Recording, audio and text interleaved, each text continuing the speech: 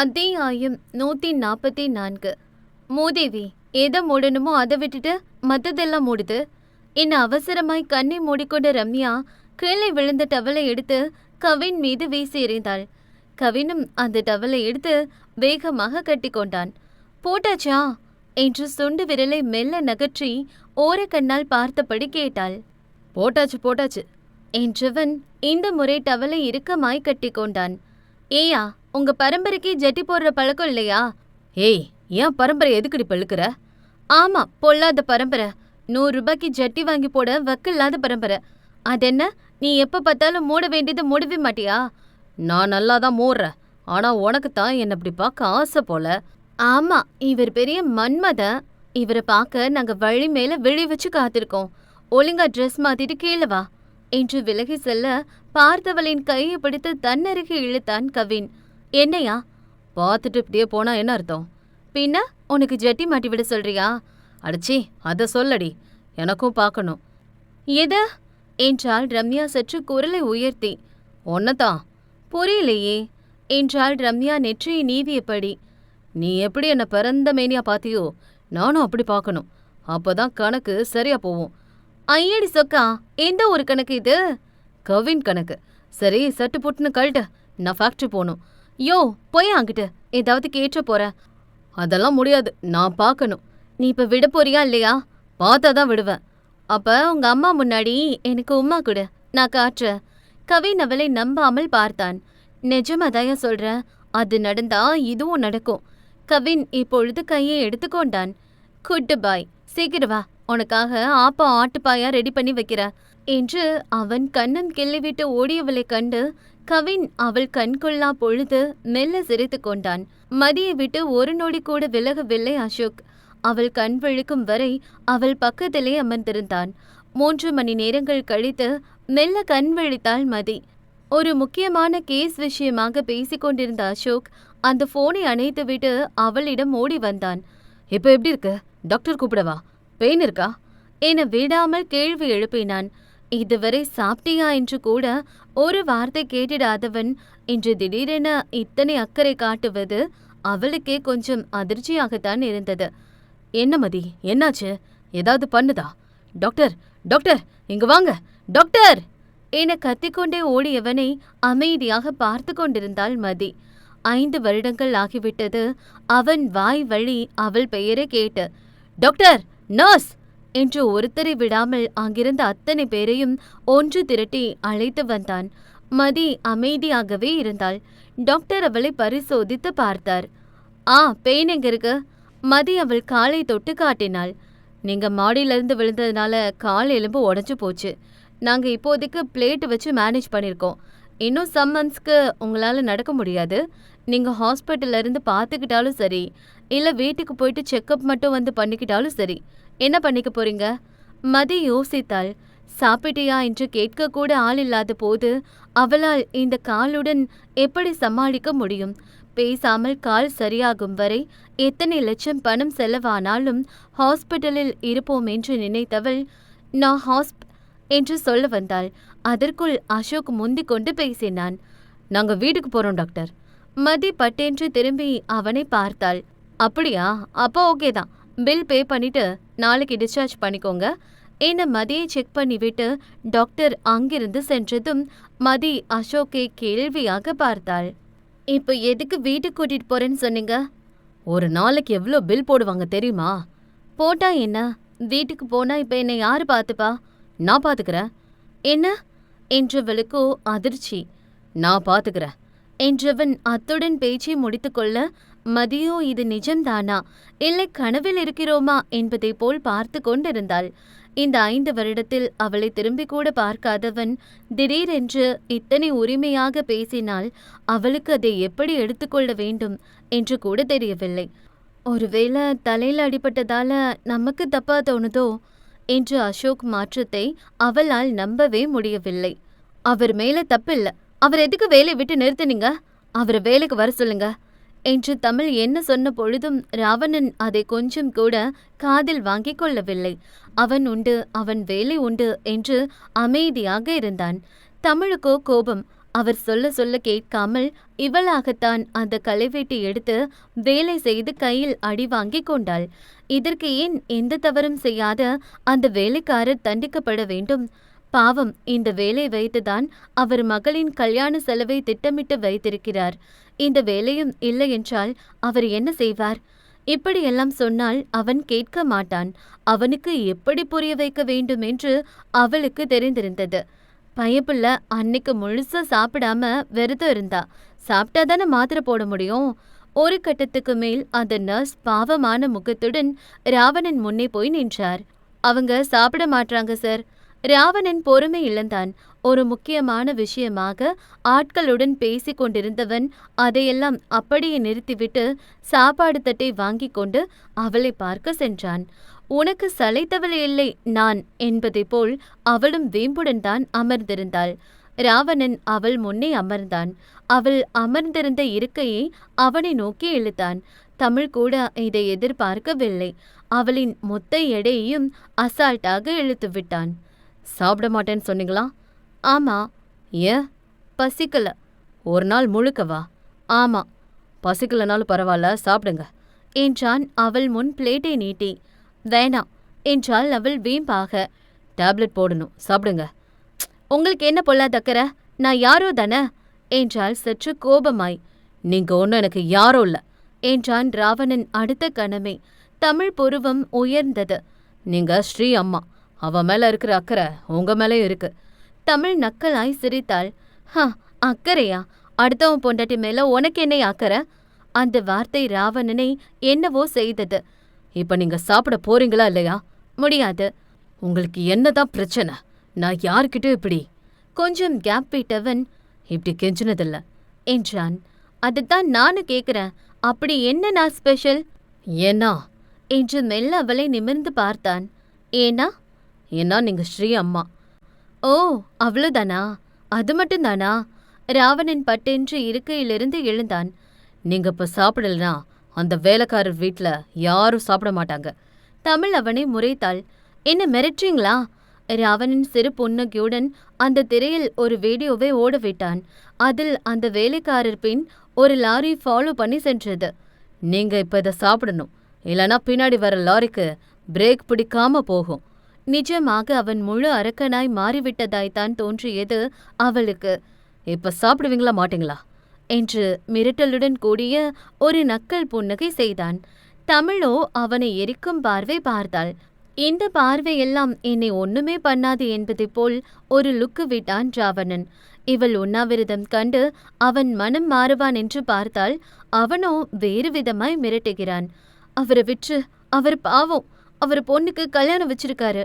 அதுக்கு என்றான் ராவணன் நக்கலாய்.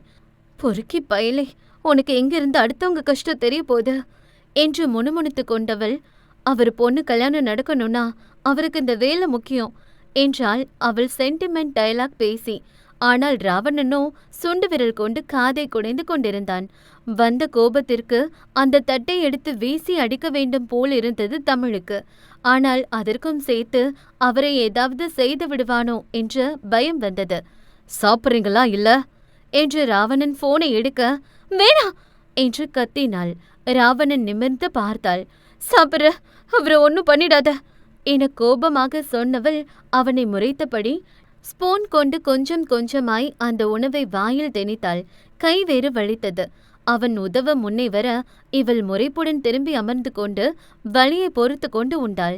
அவள் மொத்த உணவையும் உண்டு முடிக்கும் வரை ராவணன் ஆங்கிருந்து 1 இன்ச் கூட நகரவே இல்லை. என்ன ஆனாலும் கடைசி வரைக்கும் அவன் நினைத்தது மட்டுமே சாதித்து காட்டுகிறான் என கோபம் ஒரு பக்கம் வந்து தொலைத்தது. தமிழ் அனைத்தையும் உண்டு முடித்த பின் அந்த மாத்திரையும் நீட்டினான்.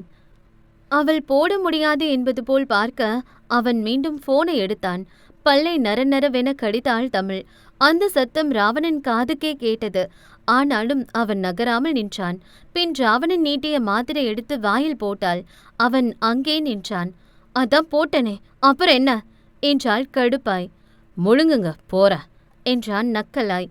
இப்பொழுது வாய்க்குள் முழுங்காமல் வைத்திருந்த மாத்திரையை முழுங்கிக் கொண்டாள் தமிழ். அவன் கண்களிலிருந்து எதுவும் தவறுவதில்லை போலும். ஆ, போதுமா என்றாள் சின்ன குழந்தை போல். நாட் பேட் என்றவன் இப்பொழுதுதான் அந்த அறையை விட்டு நகர்ந்தான். வரும் கோபத்திற்கு அவன் மண்டையை உடைத்து மாவிளக்கு வைக்க வேண்டும் என்று தோன்றியது. எப்பொழுதும் அவன் நினைத்ததை மட்டும் சாதித்து காட்டுகிறான் அவன். போடா போ, ஒரு நாள் இல்ல ஒரு நாள் இந்த திமிருக்கு நீ அனுபவிப்ப என்றவளுக்கு கோபம் மட்டும் குறையவே இல்லை. அவன் மேல் இருக்கும் கோபத்தில் வாய்க்குள் கையை விட்டு வாந்தி எடுக்க முயற்சி செய்தாள். வாந்தி வரவில்லை, கைவழிதான் வந்தது. ச்சே, பெத்த புள்ளையிலிருந்து என் பாடி வரைக்கும் எனக்கு எதிராக செயல்படுது. எல்லாத்தையும் வசியம் பண்ணி வச்சிருக்கான் பாவி என்று முணுமுணுத்து கொண்டாள். நீங்க எத்தனை பேரை ஆட வச்சிருப்பீங்க, ஆனா இன்னைக்கு உங்களை நடக்க கூட முடியாம உட்கார வச்சிட்டாளே இந்த பாவி என்று ஒப்பாரி வைப்பது போல தூண்டிவிட்டாள் கலா. கால் வீங்கிய கடுப்பில் இருந்த ஈஸ்வரிக்கு இது வேறு எரிச்சலாக இருந்தது. நீ என்னைய நினைச்சு ஃபீல் பண்ற மாதிரி தெரியல, அவளை பெருமை பீத்தி சொல்ற மாதிரி இருக்கு என்றார் அவர் முறைத்த வண்ணம். ஐயோ அம்மா, நான் அவளைத்தான் திட்ட சொன்னேன். ஆந்த மாதிரி மொழிய வச்சுக்கிட்டு என்ன வேலை பார்த்துட்டா பாருங்க அவ. யாரா ஆந்த, என்னவா சொன்னீங்க என்றபடி உள்ளே வந்தாள் ரம்யா. ஐயோ ஒன்னே இல்லை பாப்பா, நாங்க சும்மா பேசிக்கிட்டு இருந்தோம் என்று உடனே சமாளித்தார் கல்லா. ஓ அப்படியா, அப்ப நம்பிட்டேன் என பாவமான முகத்துடன் ஈஸ்வரி பக்கம் திரும்பினாள். ஐத, கால் இப்ப எப்படி இருக்கு? சுகமா இருக்கு என்றார் அவர் எரிச்சலுடன். அப்போ இன்னும் கொஞ்சம் போட்டிருக்கலாமோ? என்ன? அட மருந்து சொன்னத்த, இன்னும் கொஞ்சம் கூடுதலா போட்டிருந்தா உடனே சரியாயிருக்கும்ல. மா, இவ உழுக்குத்து வச்சு பேசுற மாதிரி இருக்கு என்று ஏற்றி விட்டார் கல்லா. என்னடி கிண்டலா? பண்றதே பண்ணிட்டு நல்லவ வேஷம் போடுறியா? என்ன இத எப்படி சொல்லிவிட்டீங்க? நீங்க எனக்கு சாமி மாதிரி, உங்களுக்கு போய் வேணும்னே பண்ணுவனா?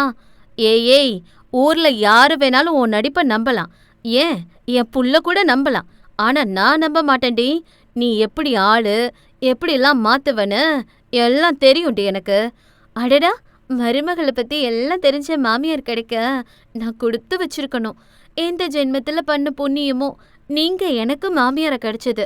அதுக்காகத்தான் உங்களுக்குன்னு ஸ்பெஷல் டீ போட்டு கொண்டு வந்த மாமியாரே, இந்தாங்க குடிங்க என்று அந்த டீயை நீட்டினாள்.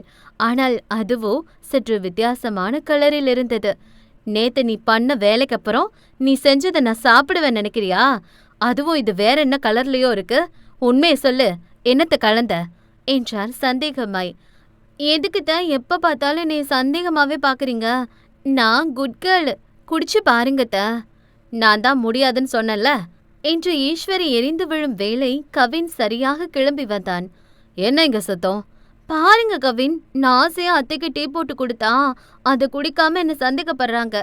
டேய், அவ மேல எனக்கு நம்பிக்கை இல்ல. அவ அதுல என்னத்த வேணாலும் கலந்திருப்பா. நான் அவளை நம்ப மாட்டேன், அவ மோசக்காரி என்றார் ஈஸ்வரி ரம்யாவை பார்த்து. என்னமோ நான் உங்களை விஷ வச்சு கொல்ல பாக்குற மாதிரி என் மேல பழி போடுறீங்களே அத்த என அப்படி ஒரு நடிப்பை போட்டாள். நடிக்கிறா, எப்படி நடிக்கிறா பாருடா என்று வாயில் அடித்து கொண்டார் ஈஸ்வரி. இப்ப என்னத்த, நான் இதுல ஏதாவது கலந்திருப்பேன்னு உங்களுக்கு சந்தேகம் அப்படித்தானே என அந்த டீ அவளை அறிந்து காட்டினாள். பாத்தீங்களா, ஒன்னும் ஆகல. உங்களுக்கு சீக்கிரம் சரியாகணும்னு கஷ்டப்பட்டு மூலிகை தேடி எடுத்துட்டு வந்து டீ போட்டா என்னைய என்னைய என்னைய சந்தேகப்பட்டீங்களே என்றாள் அப்பாவி போல நடித்து. கவின் அன்னையை சங்கடமாய் பார்த்தான். ஏமா அப்படி பண்றீங்க? உங்க நல்லதுக்காகத்தானே பண்றா, அத கூட ஏன் அப்படி சந்தேகப்படுறீங்க? அதில்லடா கவினு. பேசாதீங்கம்மா, இனிமேலாவது அவளோட நல்ல மனசை புரிஞ்சுக்கோங்க என கதவு வரை சென்றவன் என்ன நினைத்தானோ மீண்டும் திரும்பி வந்து சட்டென ரம்யா கையை பிடித்து இழுத்து அவள் கன்னத்தில் நச்சென்று அழுத்தமான ஒரு முத்தம் வைக்க ஈஸ்வரி விழி ஆவென்று விரைந்தது. அத்தியாயம் 145. அந்த கோவில் சன்னிதானத்தில் வாடிய முகத்துடன் அமர்ந்திருந்தாள் மலர். அவள் மனம் எங்கும் குழப்பமாயிருந்தது. கண் மூடியவளுக்கு அந்த நாள்தான் கண்முன் வந்து சென்றது. அந்த பெரியவரிடம் இருந்து மலரை காப்பாற்றி அழைத்து வந்தவன் அவளை பாதுகாப்பாக ஹாஸ்டல் முன்னே இறக்கிவிட்டான்.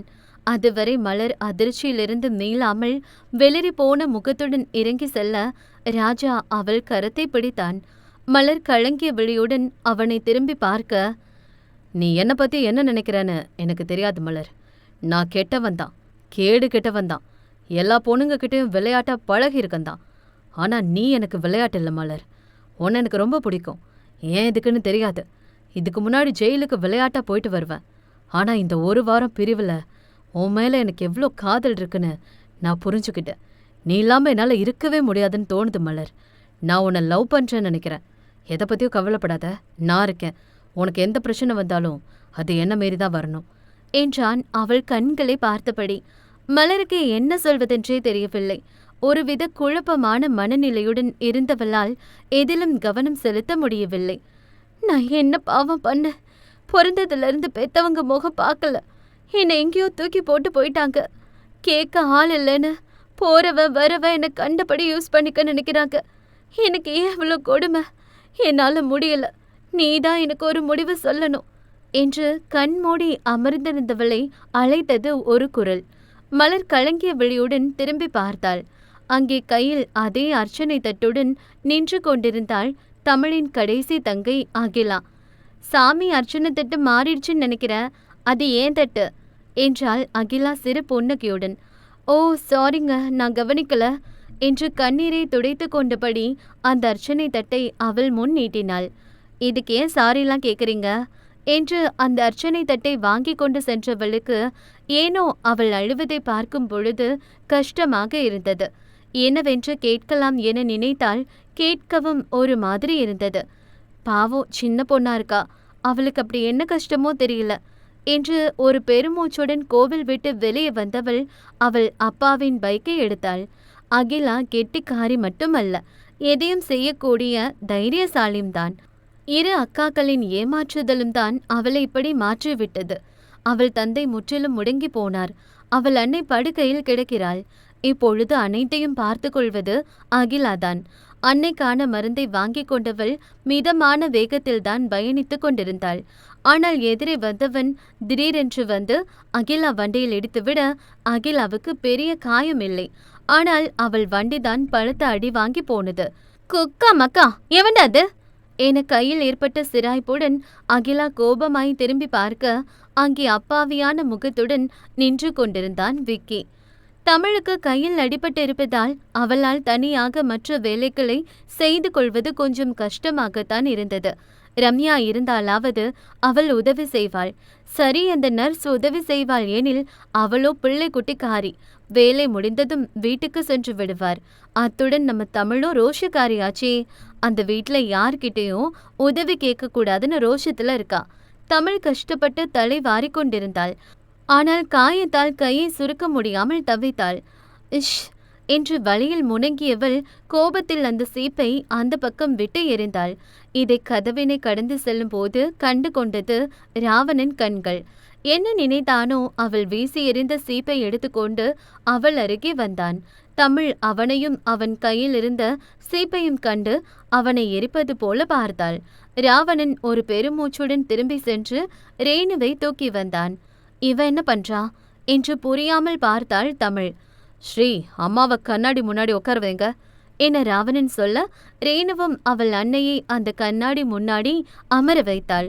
ராவணன் சொல்ல சொல்ல ரேணுகுட்டி அவள் அன்னையின் தலையை வாரினாள். தமிழுக்கு ஆச்சரியம்.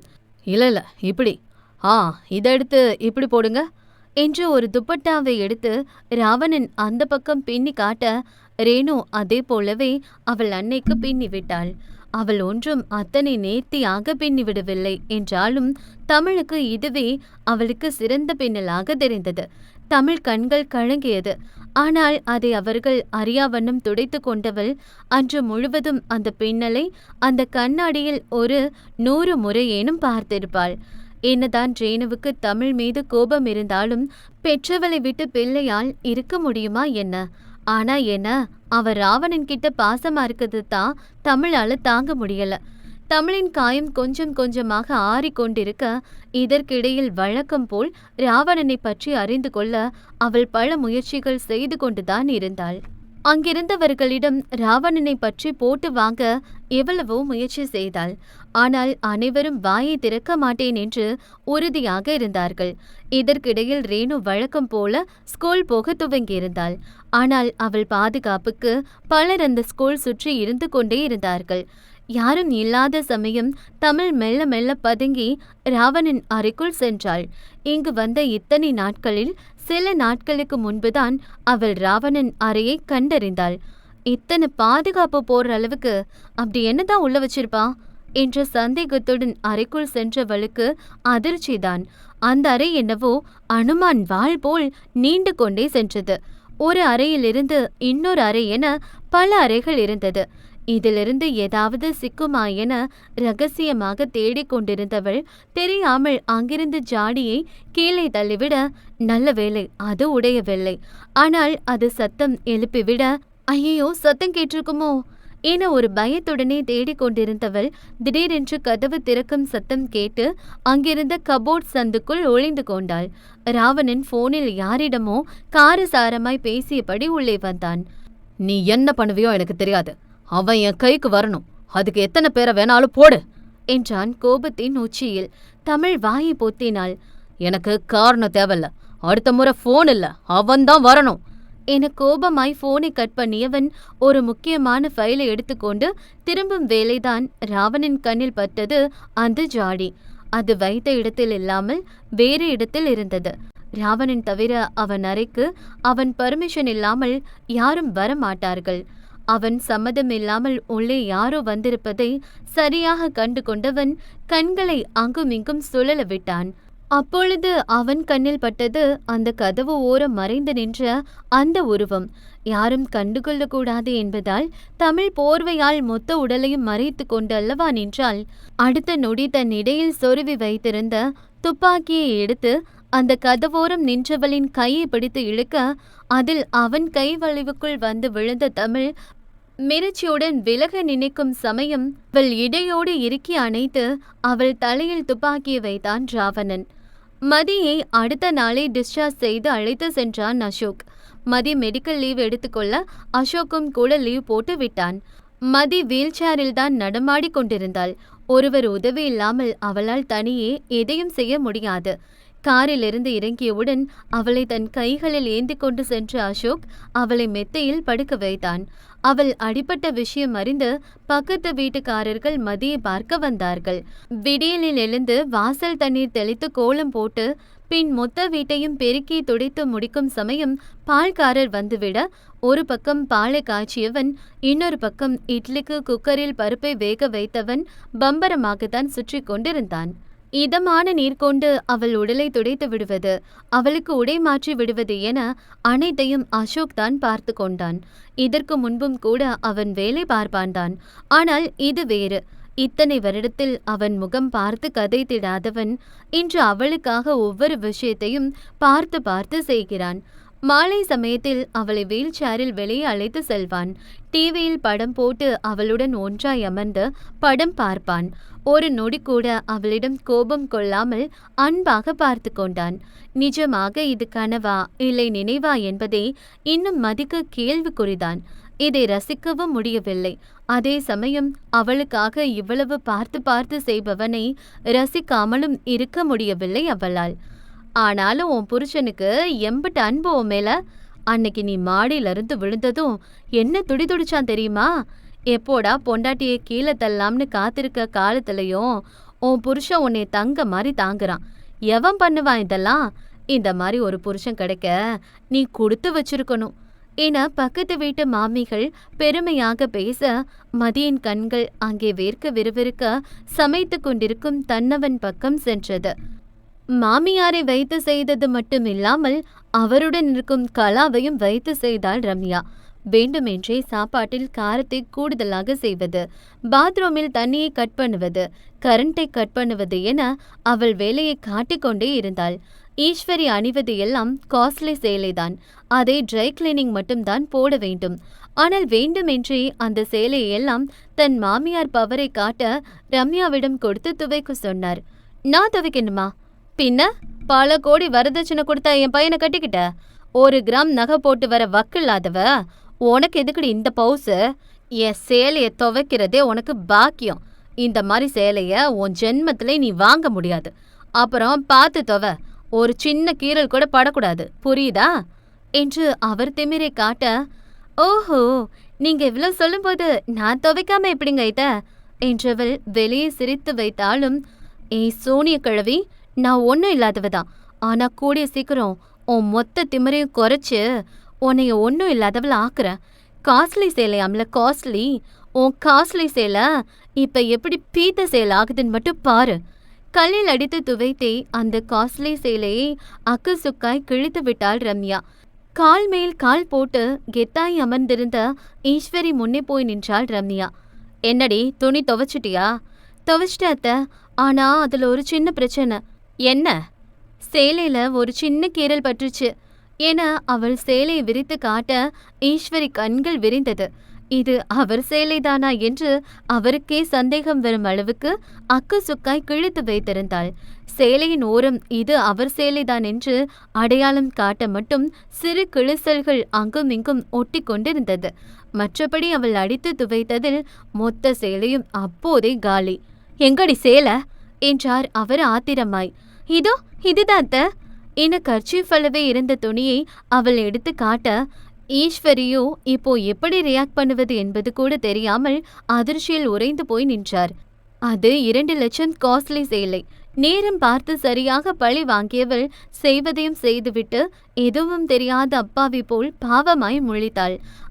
அவள் இடையோடு சேர்த்து அணைத்தபடி பின்னிருந்து அவள் தலையில் துப்பாக்கியை வைத்தான் ராவணன். அவள் முகத்தை அவன் பார்க்கவில்லை.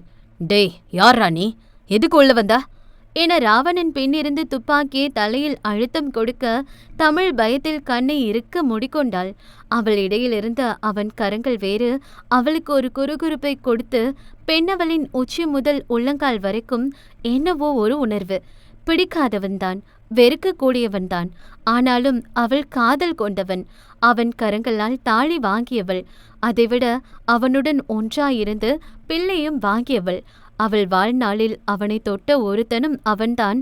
ஒருவன் தொடுகைக்கு மயங்கினாள் எனில் அதுவும் அவனிடம் மட்டும்தான். இத்தனை வருடத்திற்கு பின் மீண்டும் அவன் கரம் பட்டால் பெண்ணவள் கனியத்தான் செய்கிறாள், இன்னும் கிறங்கத்தான் செய்கிறாள்.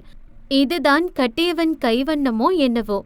ஏய், யாரா நீ என்று அவள் மீது போர்த்தி இருந்த போர்வையை அவன் இழுக்க, இதில் தமிழ் நிலை தடுமாறி கீழே விழ அவள் கால் சிக்கி அவளுடன் சேர்ந்து ராவணனும் அவள் மீது விழுந்தான். போர்வை ஒரு பக்கம் விழுந்து கிடக்க, ராவணன் கையிலிருந்து துப்பாக்கி இன்னொரு பக்கம் விழுந்து கிடக்க, இவர்கள் மட்டும் தண்ணீர் மேல் இருக்கும் தாமரை போல் ஒருவர் மீது ஒருவர் விழுந்து கிடந்தார்கள். இது தமிழாக இருக்கும் என அவனும் எதிர்பார்க்கவில்லை. அவன் தன் மீது விழுவான் என்று தமிழும் எதிர்பார்க்கவில்லை. கண்ணிமைக்கும் நேரத்திற்குள் இந்த சம்பவம் நடந்து முடிந்திருந்தது. இதில் இன்னொரு பெரும் கூத்து என்னவெனில், 2 பேரும் விழுந்த வேகத்தில் பெண்ணவள் வெற்றிடையில் ஒரு பேலன்ஸிற்காக ராவணன் கரம் அழுத்தமாய் பதிந்திருக்க, விழுந்த வேகத்தில் இருவரின் உதடும் ஒன்றோடொன்று உரசி சென்றது. அதுவும் கன நேரம்தான் என்றாலும் அதுவும் ஒரு மின்னல் வெட்டு போல இருவரின் உடலிலும் பல வேதியியல் மாற்றங்களை ஏற்படுத்திவிட்டுதான் சென்றது.